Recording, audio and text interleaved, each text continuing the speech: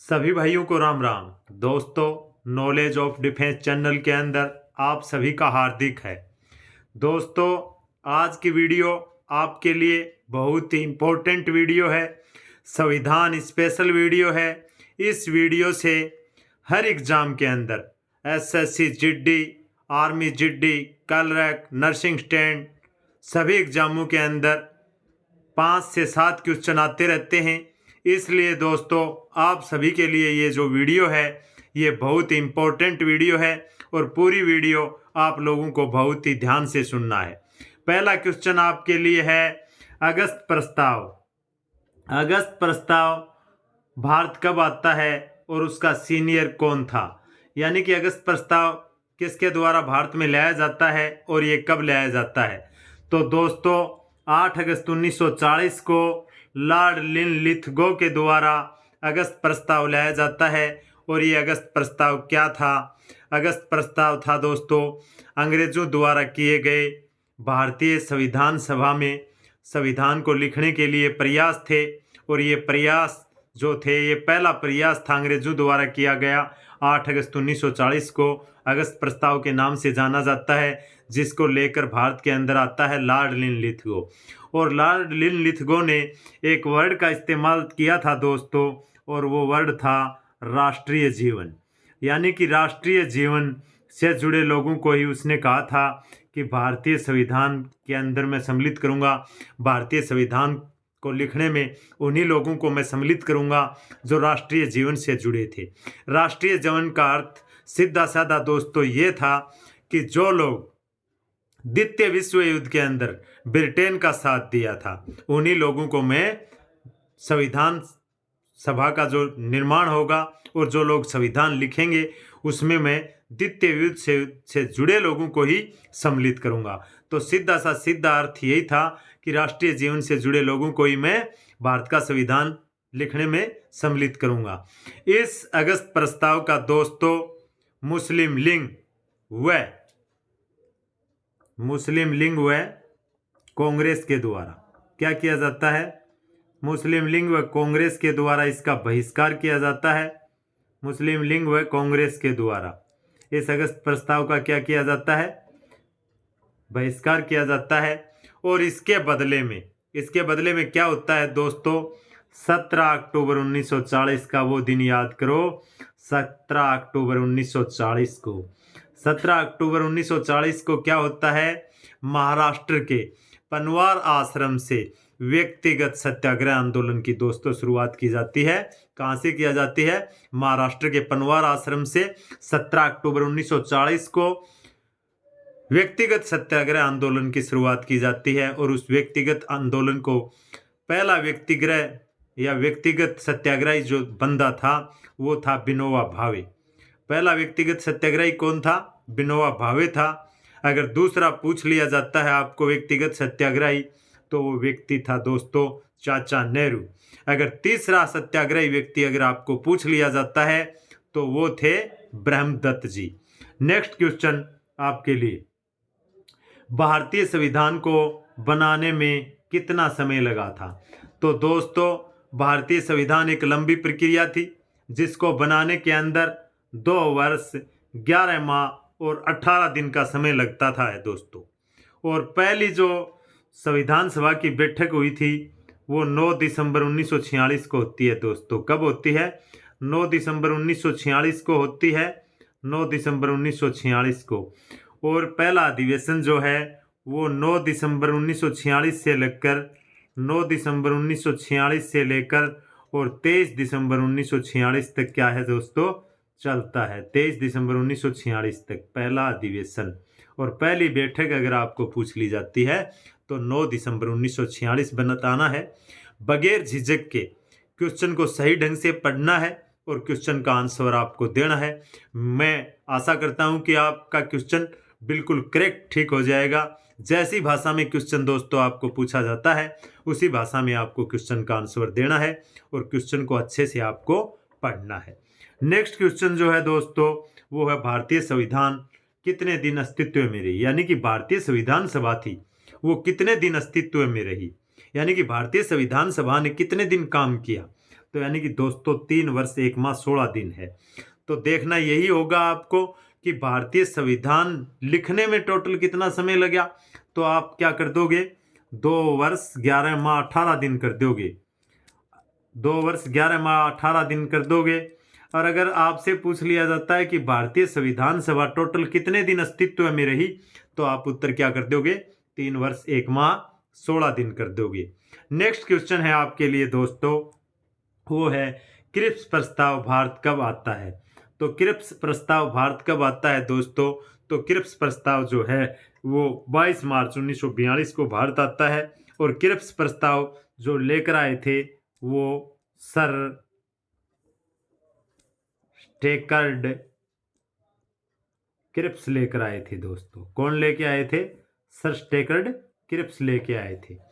और इस प्रस्ताव में भी क्या है कि कोई विशेष वो नहीं था। इस प्रस्ताव ने भारत में एक संविधान सभा के गठन की बात कही थी दोस्तों, लेकिन इस क्रिप्स प्रस्ताव का भी कांग्रेस ने क्या किया था, विरोध किया था। कांग्रेस ने क्या किया था, इसका विरोध किया था। कांग्रेस ने इसका बहिष्कार किया था। और कांग्रेस ने इस कांग्रेस ने इस क्रिप्स प्रस्ताव के लिए कहा था कि इस क्रिप्स प्रस्ताव के अंदर पाकिस्तान निर्माण के बीज निहित हैं। तो कांग्रेस ने कहा था दोस्तों, क्रिप्स प्रस्ताव के बारे में कहा था कि इस क्रिप्स प्रस्ताव में पाकिस्तान निर्माण के बीज निहित हैं। नेक्स्ट क्वेश्चन है आपके लिए दोस्तों, संविधान सभा की पहली बैठक कब हुई थी। स्टार लगा लेना, काफी बार पूछा गया प्रश्न है। तो दोस्तों 9 दिसंबर 1946 को संविधान सभा की पहली बैठक हुई थी। और ये जो पहला अधिवेशन था 9 दिसंबर 1946 से लेकर 23 दिसंबर 1946 तक क्या था, पहला अधिवेशन था 9 दिसंबर 1946 तक। तो नेक्स्ट क्वेश्चन है दोस्तों आपके लिए, आंध्र प्रदेश राज्य का गठन किस वर्ष किया गया था। तो आंध्र प्रदेश राज्य का जो गठन है वो 1953 में किया गया था दोस्तों। नेक्स्ट क्वेश्चन है दोस्तों, मतदाता दिवस कब मनाया जाता है। तो मतदाता दिवस जो है दोस्तों वो 25 जनवरी को ही मनाया जाता है। नेक्स्ट क्वेश्चन है, संविधान सभा की प्रथम बैठक के अध्यक्ष कौन थे। संविधान सभा की प्रथम बैठक के अध्यक्ष कौन थे पूछा जाया दोस्तों, या ये कह सकते हैं कि अस्थायी अध्यक्ष। अस्थायी अध्यक्ष, ये अस्थायी अध्यक्ष थे दोस्तों, पहली बैठक के अस्थायी अध्यक्ष थे। और वो थे सचिदानंद सिन्हा जी थे। सचिदानंद सिन्हा है, सचिदानंद सिन्हा थे दोस्तों। और पहली बैठक आपको पता ही है 9 दिसंबर 1946 को होती है। और 9 दिसंबर 1946 को एक दिन के लिए डॉक्टर सचिदानंद सिन्हा को अस्थायी अध्यक्ष भारतीय संविधान सभा के बनाए गए थे। अगर बात करते हैं दोस्तों स्थायी अध्यक्ष की, तो आपको पता है संविधान सभा के स्थायी अध्यक्ष जो हैं वो डॉक्टर राजेंद्र प्रसाद जी को बनाए गए थे। और उपाध्यक्ष जो बनाया गया था वो एच.सी. मुखर्जी को बनाया गया था। अगर पूछ लिया जाता है कि अस्थायी उपाध्यक्ष एक दिन के लिए किसे बनाया गया था, अगर एक दिन के लिए अस्थायी अध्यक्ष पूछ लिया जाता है दोस्तों, तो फ्रैंक एंथनी को बनाया गया था। किसको, फ्रैंक एंथनी को बनाया गया था, फ्रैंक एंथनी को, याद रखना दोस्तों। और स्थायी अध्यक्ष पूछ लिया जाता है डॉक्टर राजेंद्र प्रसाद, और स्थायी उपाध्यक्ष पूछ लिया जाता है तो एच.सी. मुखर्जी। और एक स्थायी और उपाध्यक्ष बनाया गया था दोस्तों, और वो थे वीटी कृष्णमाचारी जी। तो आपको मैंने बहुत ही अच्छे से सारे के सारे फैक्ट जो हैं वो अध्यक्ष से संबंधित क्लियर कर दिए हैं दोस्तों। हर क्वेश्चन को रखना है और जिस भाषा में क्वेश्चन का आंसर पूछा जाता है उसी भाषा में क्वेश्चन का आंसर आपको देना होगा। 100% अंकों के साथ आप एग्जाम को क्लियर कर जाओगे दोस्तों। नेक्स्ट क्वेश्चन है, 10वीं अनुसूची का संबंध किससे है दोस्तों। बहुत इंपॉर्टेंट क्वेश्चन है, स्टार लगा लेना। 10वीं अनुसूची है जो दोस्तों दल बदल से संबंधित है, और ये 52वें संविधान संशोधन के तहत अपनाई गई थी दोस्तों। और 9वीं अनुसूची जो है वो भूमि सुधार आंदोलन से संबंधित है दोस्तों। उद्देश्य प्रस्ताव कब पारित किया गया, तो दोस्तों 22 जनवरी 1947 को उद्देश्य प्रस्ताव जो है वो संविधान सभा से पारित हो जाता है और ये जो रखा जाता है ये 13 दिसंबर 1946 को संविधान सभा के सम्मुख रखा जाता है।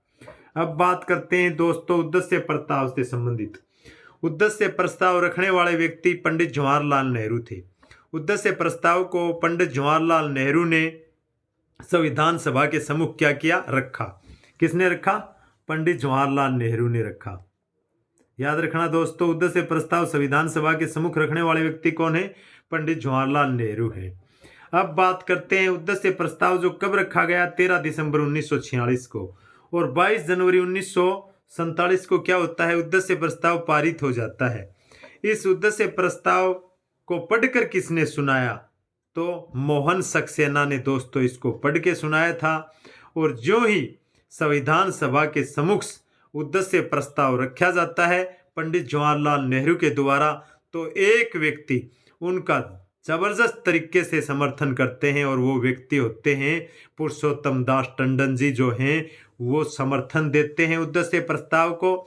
उद्देश्य प्रस्ताव के 8 उद्देश्यों पर चर्चा की जाती है दोस्तों। काफी बार एग्जाम में पूछा गया है कि संविधान सभा के समक्ष रखे गए कितने उद्देश्य प्रस्तावों पर चर्चा की गई, तो 8 उद्देश्य प्रस्तावों पर चर्चा की जाती है दोस्तों। और उद्देश्य प्रस्ताव में मुस्लिम लीग के आने का क्या किया जाता है, इंतजार किया जाता है। और लगभग 1 महीने तक इंतजार करने के बाद भी मुस्लिम लीग और हैदराबाद रियासत नहीं आते हैं और लास्ट के अंदर 22 जनवरी 1947 को उद्देश्य प्रस्ताव क्या कर दिया जाता है, संविधान सभा से पारित कर दिया जाता है। तो बहुत इंपॉर्टेंट फैक्ट थे इस क्वेश्चन में, सारे के सारे आपको अच्छे से याद रखने होंगे दोस्तों। नेक्स्ट क्वेश्चन है, संविधान सभा की 9वीं अनुसूची किससे संबंधित है? दोस्तों संविधान सभा की जो 9वीं अनुसूची है वो भूमि सुधार आंदोलन से संबंधित है। किससे संबंधित है? भूमि सुधार आंदोलन से संबंधित है। नेक्स्ट क्वेश्चन है दोस्तों, संविधान सभा के स्थायी अध्यक्ष किसे बनाया गया? तो संविधान सभा का जो स्थायी अध्यक्ष है वो डॉक्टर राजेंद्र प्रसाद को बनाया गया। अगर उपाध्यक्ष पूछ लेते हैं, स्थायी उपाध्यक्ष पूछ लेते हैं तो एच.सी. मुखर्जी आपको बताना होगा दोस्तों, एच.सी. मुखर्जी आपको बताना होगा। और इसके साथ ही एक और उपाध्यक्ष थे जो मैं आपको बताना चाहता हूं, वो थे वीटी कृष्णा माचारी। वीटी कृष्णा माचारी जी थे। और वीटी कृष्णा माचारी जो थे वो संविधान सभा में दोस्तों राजस्थान से सम्मिलित थे। नेक्स्ट क्वेश्चन है आपके लिए दोस्तों, प्रारूप समिति के अध्यक्ष कौन थे? प्रारूप समिति इंपॉर्टेंट समिति थी दोस्तों, और प्रारूप समिति के अध्यक्ष जो थे वो डॉक्टर भीमराव अंबेडकर थे। और इस प्रारूप समिति के अंदर दोस्तों एक अध्यक्ष प्लस 6 सदस्य थे। क्या थे? एक अध्यक्ष और प्लस क्या थे? 6 सदस्य थे दोस्तों। इन 6 सदस्यों में काफी सदस्य थे। अल्लादी कृष्णा स्वामी अय्यर था, मोहम्मद सादुल्ला थे और के.एम. मुंशी जी भी थे दोस्तों। के.एम. मुंशी ये मूलतः कांग्रेसी व्यक्ति था दोस्तों। याद रखना, काफी बार पूछा जाता है कि प्रारूप समिति में मूलतः कांग्रेसी व्यक्ति जो था वो कौन था। अगर क्वेश्चन सीधा साधा आपसे किया जाता है तो आप करेक्ट आंसर आसानी से बता सकते हो कि के.एम. मुंशी जी जो थे वो मूलतः कांग्रेसी थे प्रारूप समिति के अंदर। नेक्स्ट क्वेश्चन है दोस्तों आपके लिए, वो है संविधान सभा के उपाध्यक्ष कौन थे? तो मैं पहले ही बता चुका हूं आपको, एच.सी. मुखर्जी जो थे संविधान सभा के स्थायी उपाध्यक्ष थे। और एक उपाध्यक्ष और बनाया गया था, वो आपको मैंने अभी बता दिया है, वीटी कृष्णा माचारी थे दोस्तों। ये भी आपको नहीं भूलना है। अगर अस्थायी अध्यक्ष पूछे जाते हैं तो सचिदानंद सिन्हा को 9 दिसंबर 1946 को एक दिन के लिए बनाया गया था और एक दिन के लिए अस्थायी उपाध्यक्ष भी बनाया गया था, वो भी मैं आपको बता चुका हूं। और वो बनाया था दोस्तों फ्रैंक एंथनी जी को। संविधान के अंदर से हम पक्का क्वेश्चन निकालेंगे, एक भी क्वेश्चन गलत नहीं होने देंगे। आपसे मेरा वादा है दोस्तों, पूरी वीडियो को ध्यान से सुनना है, लास्ट तक सुनना है, बहुत इंपॉर्टेंट वीडियो है। कैबिनेट मिशन में संविधान सभा के सदस्यों की संख्या कितनी निर्धारित की गई थी? कैबिनेट मिशन भारत आता है दोस्तों और कैबिनेट मिशन कहता है कि 389 व्यक्तियों से मैं भारत का संविधान लिखूंगा और वो 389 किस प्रकार से होंगे, एक एक का बायोडाटा मैं आपको यहाँ पे बताने वाला हूँ। पूरी वीडियो को बहुत ध्यान से देखना दोस्तों। कैबिनेट मिशन कहता है कि दोस्तों प्रांतों से 292 व्यक्ति लूंगा। कितने कहता है? प्रांतों से 292 व्यक्ति लूंगा। अब भाई साहब कैबिनेट मिशन कहता है कि मैं रियासतों से भी लूंगा। किससे लूंगा? रियासतों से भी लूंगा। और रियासतों से कितने व्यक्ति लूंगा? कहता है 93 व्यक्ति लूंगा। अब कहता है चीफ कमिश्नरी क्षेत्र यानी कि केंद्र शासित प्रदेश, और उस समय 4 केंद्र शासित प्रदेश थे, तो कहता है केंद्र शासित प्रदेशों से भी लूंगा। और केंद्र शासित प्रदेशों से कितने लूंगा? 4 लूंगा। तो टोटल का डाटा यानी कि आपकी अंगुलियों पे हो गया 389 का। मैंने रेशियो जो है आपको बता दिया। अब बात करते हैं दोस्तों कि कैबिनेट मिशन भारत आता है 389 व्यक्तियों से भारत का संविधान लिखने की बात कहता है, और प्रांतों से 292 सदस्य, रियासतों से 93 सदस्य और केंद्र शासित प्रदेशों से 4 सदस्यों की बात करता है। उस समय दोस्तों एक केंद्र शासित प्रदेश जो था वो राजस्थान में था, और उस राजस्थान वाले केंद्र शासित प्रदेश का नाम क्या था? अजमेर मेरवाड़ा था। याद रखना दोस्तों, राजस्थान वाले का नाम था अजमेर मेरवाड़ा। और अजमेर मेरवाड़ा से जो व्यक्ति आया था वो था दोस्तों मुकुट बिहारी भार्गव जी थे। एक केंद्र शासित प्रदेश दिल्ली से था दोस्तों, और दिल्ली से जो व्यक्ति आया था वो था आसिफ अली जी था। और आसिफ अली जी का निधन हो गया था, और बाद से दिल्ली से सम्मिलित होने वाला जो व्यक्ति था वो देश बंधु था दोस्तों। याद रखना, छपेगा। और एक जो चीफ कमिश्नरी क्षेत्र था वो बलूचिस्तान पाकिस्तान में चला गया, वहाँ से था दोस्तों। और एक जो चीफ कमिश्नरी क्षेत्र था वो था कुरु, और कुरु से जो आया था वो सीएम पुनुका जी जो है संविधान सभा में सम्मिलित होने के लिए आए थे। अब पूछोगे दोस्तों कि बाबा भीमराव अंबेडकर जो थे वो कहाँ से चुनाव लड़ रहे थे, तो दोस्तों मैं आपको बताना चाहता हूँ कि बाबा भीमराव अंबेडकर जी जो थे वो बंगाल की जसुर कुलना सीट से चुनाव लड़ रहे थे, और दोस्तों चुनाव हार गए थे। लेकिन बाद में मुस्लिम लीग के द्वारा एक सीट गांधी जी ने मुस्लिम लीग को कहकर बाबा भीमराव अंबेडकर के लिए खाली कराई गई, और मुंबई संविधान सभा के वो मुंबई से सम्मिलित हो गए संविधान सभा में संविधान लिखने के लिए। आपको एक्यूरेट फैक्ट बताए जाएंगे दोस्तों, संविधान का पाई का हिसाब आपको दिया जाएगा। बस आपको क्या करना है कि वीडियो को बहुत ध्यान से सुनते रहना है ताकि ऑल फैक्ट आपके क्लियर हो जाए। नेक्स्ट क्वेश्चन है आपका दोस्तों, संविधान संशोधन प्रक्रिया कहाँ से ली गई है? तो संविधान संशोधन की जो प्रक्रिया है दोस्तों वो दक्षिण अफ्रीका से ली गई है। स्टार लगा लेना, बहुत इंपॉर्टेंट क्वेश्चन है दोस्तों। नेक्स्ट क्वेश्चन है, संविधान निर्माण के समय संविधान सभा में कितनी अनुसूचियां थी? बहुत इंपॉर्टेंट प्रश्न है दोस्तों। 8 अनुसूचियां थी। संविधान निर्माण के दौरान संविधान में या मूल संविधान में अगर आपको पूछा जाता है तो कितनी अनुसूचियां थी, तो 8 अनुसूचियां थी। लेकिन वर्तमान संविधान में अगर पूछ ले दोस्तों, क्या पूछ ले? वर्तमान संविधान, तो दोस्तों 12 अनुसूचियां हैं। यानी कि 9वीं अनुसूची, 10वीं अनुसूची और 11वीं अनुसूची और 12वीं अनुसूची और जोड़ दी गई। तो मैं एक बार के लिए बताना चाहता हूं दोस्तों, 9वीं अनुसूची में क्या है? भूमि सुधार आंदोलन। क्या है? भूमि सुधार आंदोलन। 10वीं को याद करो दोस्तों, 10वीं में है दल बदल। क्या है? दल बदल है। और 52वें संविधान संशोधन के द्वारा दल बदल को लाया गया है। और दल बदल कितने से मान्य होगा दोस्तों? 1/3 सदस्यों से अगर अधिक है तो दल बदल आसानी से किया जा सकता है। अगर बात करते हैं 11वीं अनुसूची की दोस्तों, तो पंचायती राज व्यवस्था की शुरुआत की गई है, वो 11वीं अनुसूची के माध्यम से की गई है। अब बात करते हैं दोस्तों 12वीं अनुसूची में, तो 12वीं अनुसूची जो है वो नगरीय स्वशासन से संबंधित है। किससे है दोस्तों? नगरीय स्वशासन से संबंधित है। भूलना मत दोस्तों, लास्ट की चारों अनुसूची बहुत इंपॉर्टेंट हैं, और किसी भी एक अनुसूची पे आपको क्वेश्चन डाल देगा और आपके लिए बड़ी मुश्किलों का सामना हो जाएगा और आपका 2 नंबर का क्वेश्चन गलत हो जाएगा। और एग्जाम हॉल के अंदर अगर क्वेश्चन सही हो जाता है तो आप खुशी से हर्षोल्लास हो जाओगे और आप आगे के क्वेश्चन भी बहुत अच्छे से कर पाओगे। क्वेश्चन नंबर 18 जो है दोस्तों, संविधान की किस अनुसूची में पंचायती राज व्यवस्था का वर्णन किया गया है? देख लो प्रश्न कैसे घूम जाता है दोस्तों। यहाँ पे एक क्वेश्चन है, ये 2016 के अंदर आया हुआ क्वेश्चन है और एसएससी जीडी और आर्मी कलर के अंदर आया हुआ प्रश्न है दोस्तों। 11वीं अनुसूची में दोस्तों पंचायती राज व्यवस्था का क्या किया गया है? वर्णन किया गया है। नेक्स्ट क्वेश्चन है दोस्तों, भारतीय संविधान की किस अनुसूची में भाषाओं का उल्लेख किया गया है दोस्तों? तो 8वीं अनुसूची में क्या किया गया है? 8वीं अनुसूची में भाषाओं का उल्लेख किया गया है। अब बात करते हैं दोस्तों 8वीं अनुसूची में मूल संविधान में भाषाएं कितनी थी? मूल संविधान की चर्चा कर रहा हूं दोस्तों, याद रखना। मूल संविधान में भाषाएं कितनी थी? मूल संविधान में भाषा दोस्तों 14 भाषाएं थी।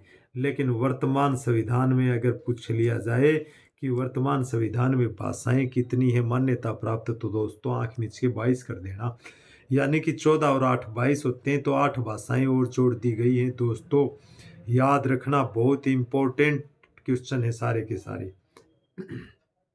नेक्स्ट क्वेश्चन है, केंद्र तथा राज्यों के बीच शक्तियों का बंटवारा किस अनुसूची के अंतर्गत आता है?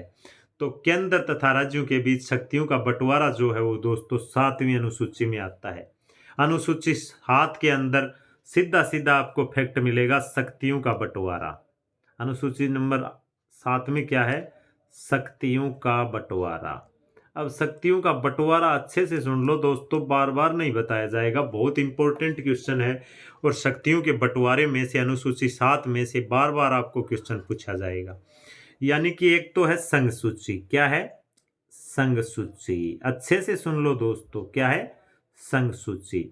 और संघ सूची के विषय पर कानून कौन बनाएगा? केंद्र बनाएगा। संघ सूची के विषय पर कानून कौन बनाएगा? केंद्र बनाएगा। और संघ सूची में कितने विषय हैं? तो 97 विषय हैं दोस्तों। कितने विषय हैं संघ सूची में? 97 विषय हैं। अब बात करते हैं दोस्तों राज्य सूची की। क्या बात करते हैं? राज्य सूची की बात करते हैं।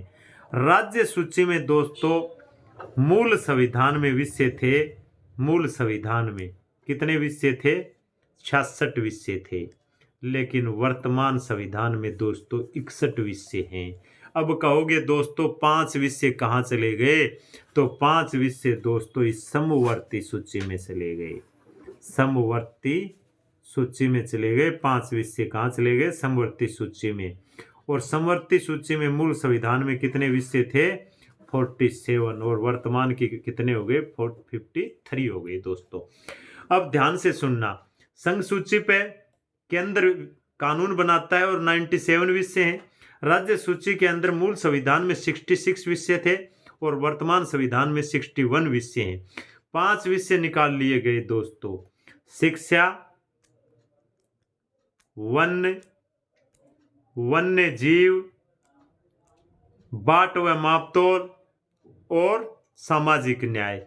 ये 5 विषय राज्य सूची से निकालकर दोस्तों किसमें डाल दिए गए? समवर्ती सूची में डाल दिए गए।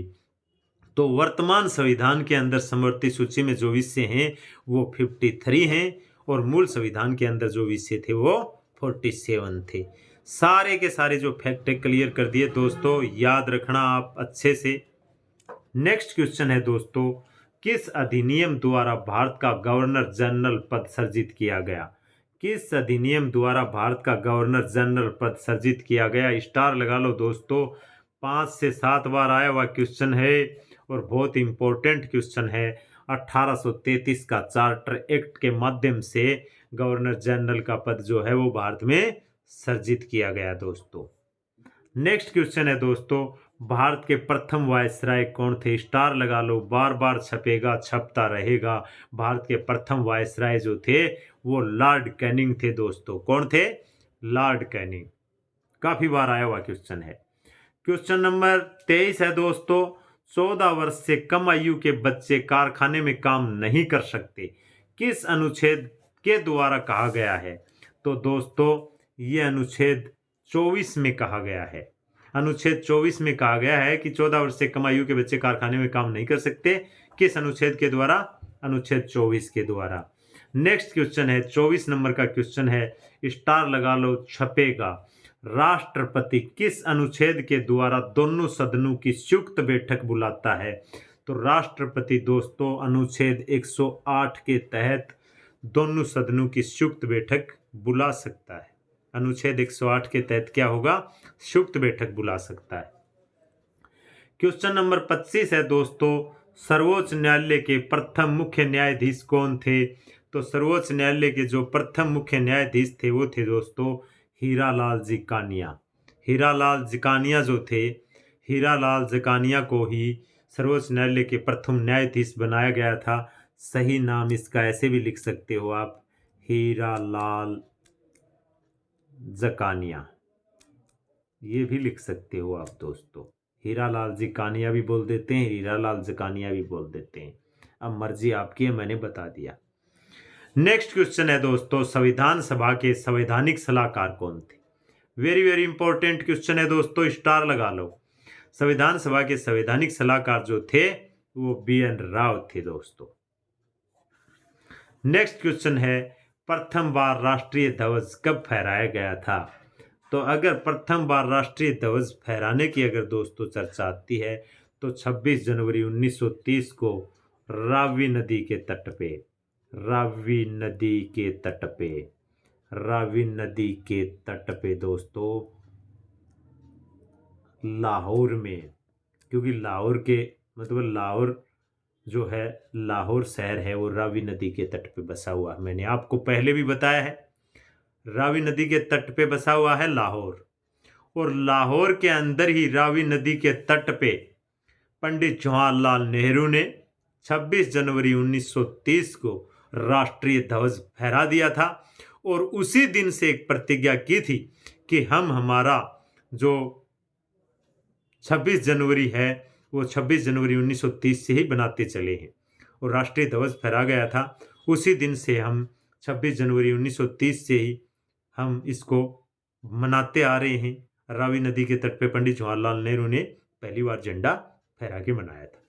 ठीक है दोस्तों, नेक्स्ट क्वेश्चन है, मतदाता की आयु 21 वर्ष से घटाकर, मतदाता की आयु 21 वर्ष से घटाकर 18 वर्ष किस संविधान संशोधन द्वारा की गई? स्टार लगा दो दोस्तों, बहुत इंपॉर्टेंट क्वेश्चन है। 61वां संविधान संशोधन था ये, क्या था? 61वां संविधान संशोधन था, और ये हुआ था 1989 के अंदर। और इसी 61वें संविधान संशोधन 1989 के तहत जो मतदाता मत डालता है उसकी उम्र 21 वर्ष से घटाकर क्या कर दी गई दोस्तों? 18 वर्ष कर दी गई है। नेक्स्ट क्वेश्चन है, भारत में एक राष्ट्रपति होगा, कौन सा अनुच्छेद कहता है? तो दोस्तों राष्ट्रपति होगा कौन सा अनुच्छेद कहता है? अनुच्छेद 52 कहता है दोस्तों। एक क्वेश्चन और है दोस्तों इसी में, अनुच्छेद 52 ये कह रहा है, तो अनुच्छेद 53 क्या कह रहा है? अनुच्छेद 53 क्या कह रहा है? मुझे कमेंट करके बताना। राष्ट्रपति होगा तो अनुच्छेद 52 कह रहा है, तो अनुच्छेद 53 क्या कह रहा है? आप मुझे कमेंट करके बताना। ठीक है, नेक्स्ट क्वेश्चन है, महाभियोग की प्रक्रिया का उल्लेख किस अनुच्छेद में है? महाभियोग की प्रक्रिया का उल्लेख किस अनुच्छेद में है? तो महाभियोग की प्रक्रिया का जो उल्लेख है दोस्तों वो अनुच्छेद 61 में है। क्या है? अनुच्छेद 61 में है महाभियोग का उल्लेख। ये जो वीडियो थी दोस्तों आज आपके लिए बहुत इंपॉर्टेंट वीडियो थी, संविधान से संबंधित वीडियो थी। काफ़ी दिन से संविधान स्पेशल वीडियोस के बारे में मैं सोच रहा था, और आपके लिए एक स्पेशल वीडियोस मैंने छोड़ दी है। पूरी वीडियो को बहुत ध्यान से बार बार सुनना है, और नेक्स्ट में ऐसे ही वीडियो आपको दोस्तों मिलती रहेंगी। अधिक से अधिक आपको लाइक सब्सक्राइब करना है, और अधिक से अधिक वीडियो को शेयर भी करना है। आते हैं नेक्स्ट वीडियो में। जय हिंद।